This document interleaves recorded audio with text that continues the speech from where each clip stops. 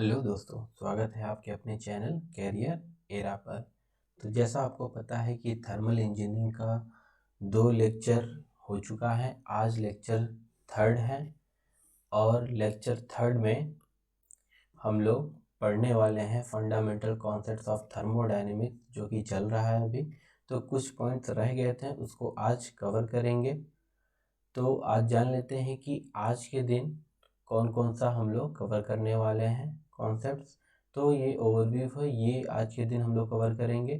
Microscopic process and macroscopic process, ये approach क्या होते हैं थर्मोडायनेमिक में, माइक्रोस्कोपिक अप्रोच और मैक्रोस्कोपिक अप्रोच। और फिर देखेंगे हम लोग क्वाजी स्टैटिक प्रोसेस क्या होते हैं, और रिवर्सिबल और इरिवर्सिबल प्रोसेस क्या होते हैं, फिर एडियाबेटिक प्रोसेस क्या होते हैं, और इंटरनल एनर्जी और एंथैल्पी क्या होते हैं।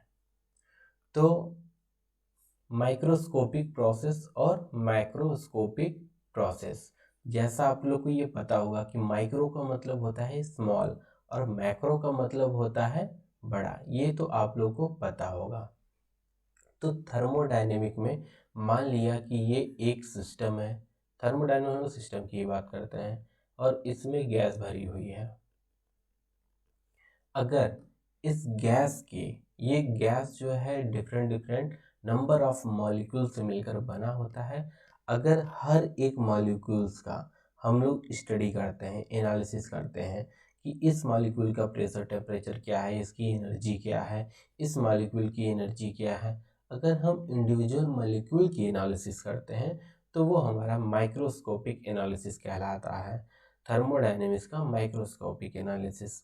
अगर हम एवरेज एनालिसिस करते हैं, एवरेज मॉलिक्यूल लेते हैं और इसकी स्टडी करते हैं, तो ये हमारा कहला जाता है मैक्रोस्कोपिक एनालिसिस। तो मैक्रोस्कोपिक प्रोसेस, आप एक बताइए, एक क्वेश्चन पूछ रहा हूँ, स्पेस एक्सप्लोरेशन, अगर स्पेस की एनालिसिस करनी है, जो यहाँ से सैटेलाइट भेजा जाता है, अर्थ के चारों ओर घूमता है, तो उस केस में हम लोग कैसी एनालिसिस करेंगे, माइक्रोस्कोपिक एनालिसिस करेंगे या मैक्रोस्कोपिक एनालिसिस करेंगे।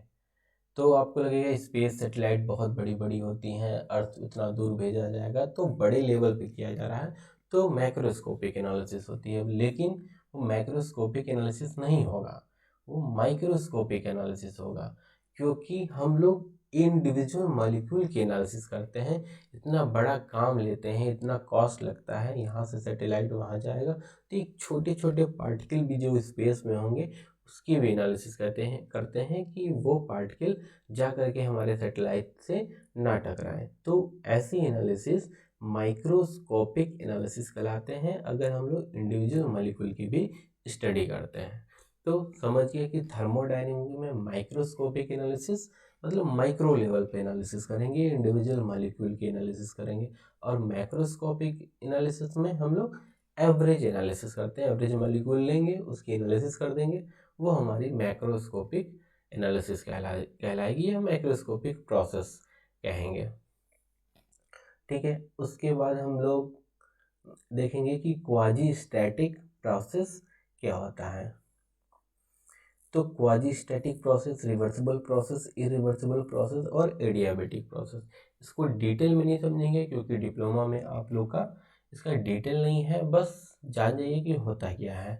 तो क्वाजी स्टैटिक प्रोसेस, यहाँ पे क्वाजी का मतलब होता है ऑलमोस्ट, ऑलमोस्ट मतलब सेम टू सेम, उसी के जैसा हो, लगभग उसके जैसा, ऑलमोस्ट। स्टैटिक मतलब रेस्ट,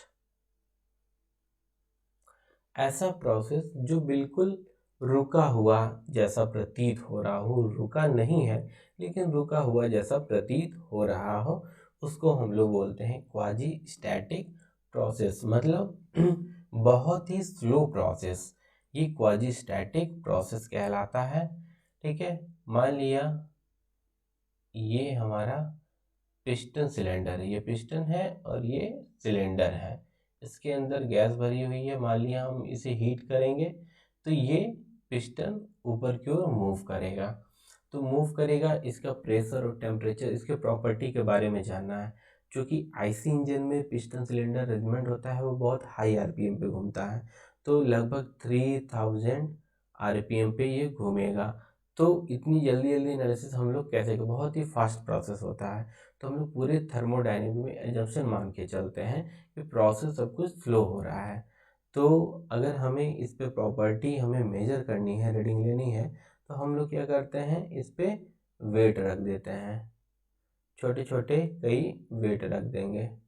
ठीक है, तो एक वेट हटाएंगे, फिर यहाँ से हम लोग प्रेशर ले लिए, वॉल्यूम ले लिए हैं, टेम्परेचर की वैल्यू की रीडिंग ले लिए, फिर दूसरा हटाएंगे तो P2 ले लिए, V2 ले लिए, T2 ले लिए, फिर तीसरा वेट हटाएंगे, फिर P3 ले लेंगे, V3 ले लेंगे, T3 ले, ऐसे करके हम लोग रीडिंग ले सकते हैं धीरे धीरे। और ये ऐसा है कि आपको पता भी नहीं चलेगा ये पिस्टन मूव कर रहा है, और प्रेशर कम होगा, वॉल्यूम बढ़ेगा एक्सपेंशन के केस में। तो ये ऐसा प्रोसेस जो बहुत स्लो हो रहा हो, बहुत धीरे धीरे हो रहा है, आपको लग रहा है ये रुका हुआ है, लेकिन रुका नहीं रहता है, और किसी भी केस में ये वापस आ सकता है, ऐसा स्लो प्रोसेस। तो ये क्वाजी स्टैटिक प्रोसेस कहलाता है कि जो ऑलमोस्ट रेस्ट पर हो। रिवर्सिबल प्रोसेस मतलब ये क्वाजी स्टैटिक प्रोसेस है, ये किसी भी सिचुएशन में वापस आ सकता है। एक एक वेट हमने हटाया, फिर दूसरा जैसे ही फिर वो वेट रखेंगे, आपको पता नहीं चलेगा, ये वापस आ जाएगा। ठीक है, और कोई डिफरेंस नहीं आपको दिखाई देगा। तो रिवर्सिबल थर्मोडायनेमिक जितने भी प्रोसेस पढ़ेंगे सबको हम लोग रिवर्सिबल प्रोसेस मान के पढ़ेंगे, क्योंकि ये एनालिसिस करने में इजी होता है। इसकी एनालिसिस हम आसानी से कर सकते हैं, क्योंकि इरिवर्सिबल प्रोसेस मतलब इसमें फ्रिक्शन काउंट किया जाएगा। सभी प्रोसेस होते हैं विदाउट फ्रिक्शन तो हो ही नहीं सकते हैं, इसलिए रिवर्सिबल प्रोसेस एक आइडियल प्रोसेस होता है। और पूरे थर्मोडायनेमिक प्रोसेस में हम लोग रिवर्सिबल प्रोसेस ही मान के चलते हैं, क्योंकि जहाँ पर भी फ्रिक्शन आएगा, फ्रिक्शन को हम लोग नेग्लेक्ट कर देंगे। फ्रिक्शन नेग्लेक्ट करेंगे तो वो रिवर्सिबल प्रोसेस कहलाएगा, और वो हाईली एफिशिएंट प्रोसेस होता है, क्योंकि फ्रिक्शन को कैलकुलेट करना बहुत ही टिपिकल हो जाएगा, एनालिसिस हो नहीं पाएगी। तो एनालिसिस को इजी बनाने के लिए हम लोग सारे प्रोसेस को रिवर्सिबल प्रोसेस करते हैं, और इसकी एफिशिएंसी भी हाई होती है। तो ये हो गया रिवर्सिबल प्रोसेस और इरिवर्सिबल प्रोसेस। फिर एडियाबेटिक प्रोसेस। एडियाबेटिक प्रोसेस वो है जिसमें हीट एक्सचेंज क्या हो, जीरो हो।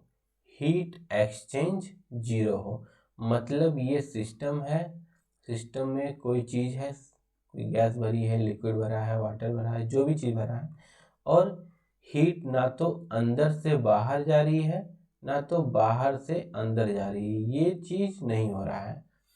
ठीक है, तो इसको बोलते हैं एडियाबेटिक प्रोसेस। अगर ये रिवर्सिबल एडियाबेटिक प्रोसेस होगा तो इसके लिए एक फार्मूला भी यूज करते हैं, Pb to the power gamma equal to constant,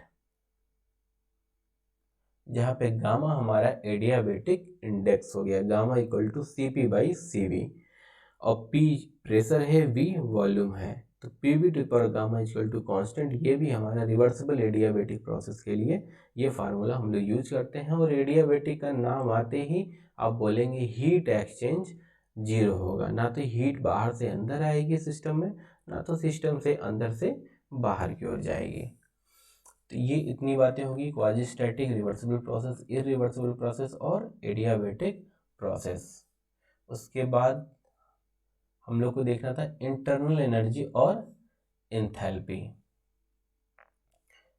internal energy यानी आंतरिक ऊर्जा, और एंथैल्पी क्या होता है।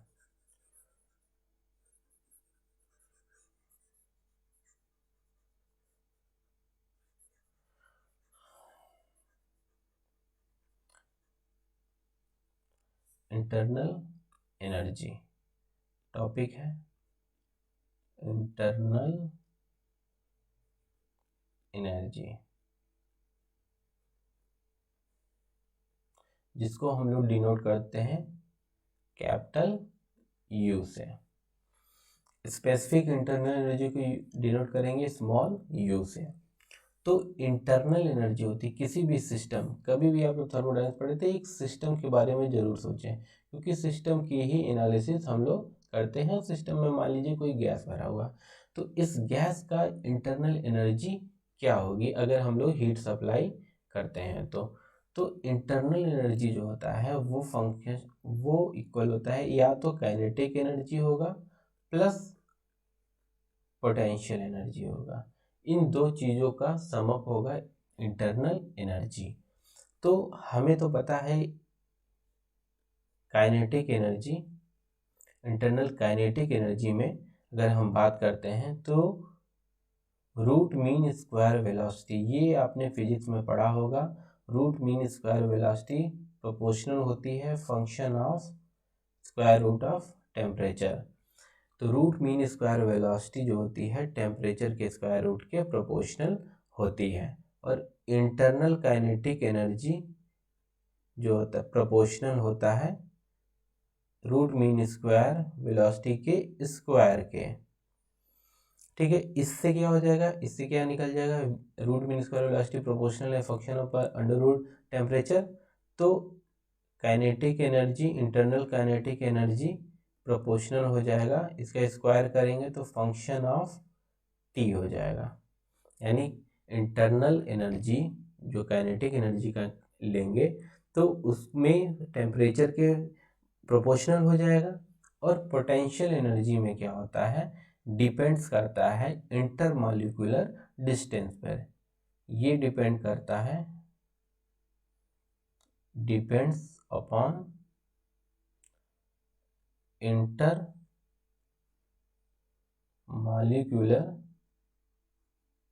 इंटरमॉलिक्यूलर डिस्टेंस, दो मॉलिक्यूल के बीच के डिस्टेंस पे ये डिपेंड करता है। अगर ये डिस्टेंस बहुत ज़्यादा है तो पोटेंशियल एनर्जी हमारी जीरो होगी, अगर ये डिस्टेंस बहुत कम है तो पोटेंशियल एनर्जी हमारी ज़्यादा होगी।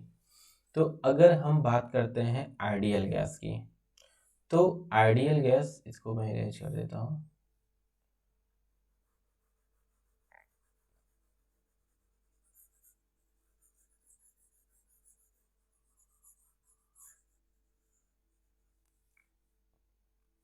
आइडियल गैस की अगर बात करता हूँ तो आइडियल गैस में क्या होता है, फॉर आइडियल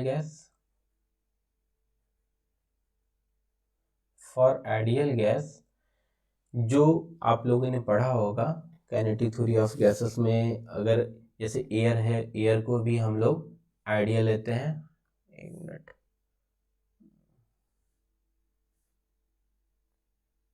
आइडियल गैस, तो आइडियल गैस में जो मॉलिक्यूल का डिस्टेंस होता है वो बहुत ज़्यादा होता है, एक दूसरे से बहुत दूर दूर होते हैं। जब उनका डिस्टेंस बहुत ज़्यादा होगा तो इस केस में पोटेंशियल एनर्जी क्या हो जाएगी, जीरो हो जाएगी, क्योंकि इंटरनल एनर्जी पोटेंशियल एनर्जी के इंटरमॉलिक्यूलर डिस्टेंस पे डिपेंड करती है, और आइडियल गैस में डिस्टेंस और इंटरमॉलिक्यूलर डिस्टेंस बहुत ज़्यादा होता है। तो यहाँ पे इंटरनल एनर्जी हमारी क्या हो जाएगी, पोटेंशियल एनर्जी के रूप में जीरो हो जाएगी। तो फॉर आइडियल गैस U बराबर हो जाएगा काइनेटिक एनर्जी, ये तो जीरो हो गया, ये जीरो हो गया। अब काइनेटिक एनर्जी, चूँकि काइनेटिक एनर्जी बराबर होता है फंक्शन ऑफ टेम्परेचर, ये हमने पढ़ा है। तो इनडायरेक्टली हम लोग कह सकते हैं for ideal gas internal energy temperature का फंक्शन होता है। और आप लोग ये भी पढ़ेंगे कि CV dt, ठीक है, CV dt, या इसको लिख सकते हैं CV d T2 minus T1 for ideal gas. Change in internal energy बराबर होगा mCV dt होता है। तो mCV, m यहाँ पे यूनिट मास लिया गया है, तो डायरेक्ट आप लोग लिख सकते हैं कि CV dt या CV d T2 माइनस, ये d नहीं रहेगा यहाँ पे, सॉरी, dt यानी चेंज इन टेम्परेचर, तो T2 माइनस T1, ये हो जाएगा इंटरनल एनर्जी। तो इंटरनल एनर्जी को आपको याद रखना है कि इंटरनल एनर्जी सम ऑफ होता है kinetic energy plus potential energy. और आइडियल गैस पोटेंशियल एनर्जी 0 होता है, तो इंटरनल एनर्जी बराबर हो जाएगा काइनेटिक एनर्जी के। तो ये जो कि फंक्शन होता है टेम्परेचर का फंक्शन होता है। और ये बराबर एक और फार्मूला होता है du/CV/dt। तो इंटरनल एनर्जी होता क्या है, अगर डिफिनीशन के बाद रूप में पूछा जाए तो ये मॉलिक्यूलर एनर्जी होता है। Molecular energy of thermodynamic matter. जो भी मैटर यहाँ भरा हुआ है उसकी मॉलिक्यूलर एनर्जी ही हमारी कहलाती है इंटरनल एनर्जी। तो आगे इसको रब करता हूँ मैं।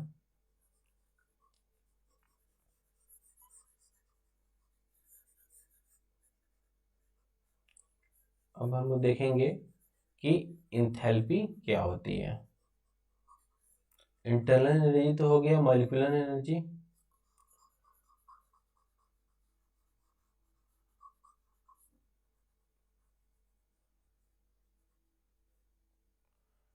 और इंथैल्पी।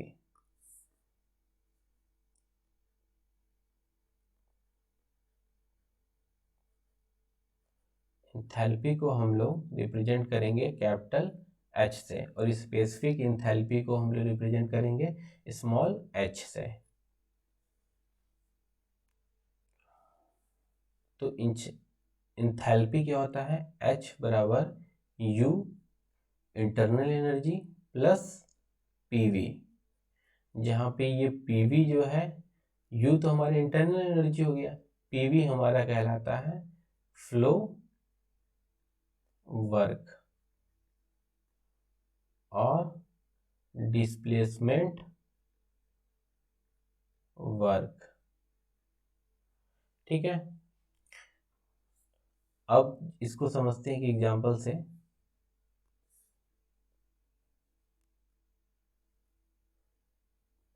ये कंटेनर है, कंटेनर में कोई फ्लूइड है जो कि फ्लो हो रहा है।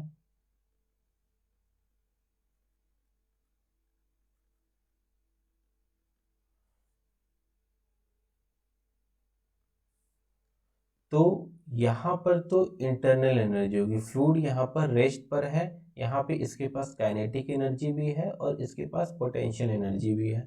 तो यहाँ पर जो इंटरनल एनर्जी है यहाँ पे केवल U रहेगा। लेकिन यहाँ की बात करें, मान लिया ये इस पर्टिकुलर एनालिसिस करते हैं तो यहाँ पे फ्लूइड फ्लो भी कर रहा है और इसके पास अपनी एक इंटरनल एनर्जी भी है, यानी यहाँ पर U भी है प्लस PV। इसकी वजह से ये फ्लूइड फ्लो हो रहा है। PV मतलब फ्लो वर्क, जितनी एनर्जी देनी पड़ रही है इस फ्लूइड को फ्लो करने के लिए वही हमारी कहलाती है फ्लो वर्क। तो आप समझिए इंथैल्पी क्या है। ये तो यहाँ पे टोटल इसके पास इंथैल्पी है, जब यहाँ पे रेस्ट पे आ गया तो ये इसके पास क्या है, इंटरनल एनर्जी। तो इंथैल्पी होता है H बराबर U प्लस PV, या तो स्पेसिफिक इंथैल्पी बराबर H बराबर U प्लस PV। ठीक है, ये पर केजी हो जाएगा, किलो जूल पर केजी, और ये कैपिटल H हो जाएगा किलो जूल, क्योंकि ये एक एनर्जी है तो एनर्जी की यूनिट होती है किलो जूल। तो आज हम लोगों ने देखा कि माइक्रोस्कोपिक प्रोसेस क्या है, मैक्रोस्कोपिक क्या है, quasistatic, reversible, irreversible, adiabatic, internal energy और इंथैल्पी। इंटरनल एनर्जी U यानी आइडियल गैस के इंटरनल एनर्जी के बारे में बात करेंगे तो इंटरनल एनर्जी फंक्शन होता है टेम्परेचर का। इंथैल्पी बराबर क्या होता है, U प्लस PV। ठीक है, क्वाजीस्टैटिक क्या होता है, ऑलमोस्ट रुका हुआ। रिवर्सिबल, इरिवर्सिबल, एडियाबैटिक, एडियाबैटिक में Q क्या था हमारा, 0, यानी हीट एक्सचेंज 0 हो रहा था, हीट एक्सचेंज नहीं हो रहा था। तो आज के लिए इतना ही, थैंक यू।